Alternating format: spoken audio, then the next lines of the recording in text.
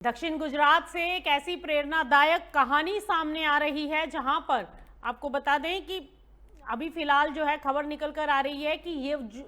दक्षिण गुजरात से जहां पर एक प्रेरणादायक कहानी सामने आई है जो ये दिखाती है कि अगर सोच बदले तो खेती सिर्फ गुजारे का जरिया नहीं बल्कि ग्लोबल बिजनेस का मॉडल भी बन सकती है। यहाँ के किसानों ने पारंपरिक तरीके से कच्चे आम बेचने की बजाय वैल्यू एडिशन का रास्ता चुना और आज वही आम पल्प, जूस और अन्य प्रोसेस्ड प्रोडक्ट बनकर अमेरिका, ब्रिटेन और खाड़ी देशों के बड़े सुपरमार्केट तक पहुंच रहे हैं। खास बात यह है कि इस बदलाव के पीछे सिर्फ मेहनत ही नहीं बल्कि वैज्ञानिक सोच, प्राकृतिक खेती और सरकारी प्रोत्साहन का मजबूत मेल है। किसानों ने रसायन मुक्त खेती अपनाकर अपनी लागत को करीब आधा कर दिया है और वहीं आधुनिक तकनीकी और सब्सिडी की मदद से उनकी आमदनी में भी जबरदस्त बढ़ोतरी हुई है। यानी अब खेती सिर्फ उत्पादन तक सीमित नहीं रह गई बल्कि प्रोसेसिंग, ब्रांडिंग और एक्सपोर्ट के जरिए किसानों के लिए नए अवसर खोल रही है।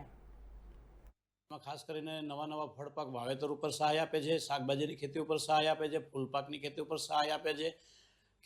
बागायत खेतीनी अंदर नवी तांत्रिकताओ छे जेवी के ग्रीन हाउस, नेट हाउस छे, प्लास्टिक मल्चिंग छे, ड्रीप इरिगेशन छे, फार्म मिकेनाइजेशन छे। आ बधा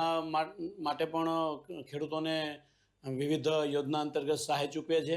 અને એના કારણે છેલ્લા 20 વર્ષની અંદર ગુજરાતની અંદર બાગાયતી પાકોનો વિસ્તાર લગભગ 3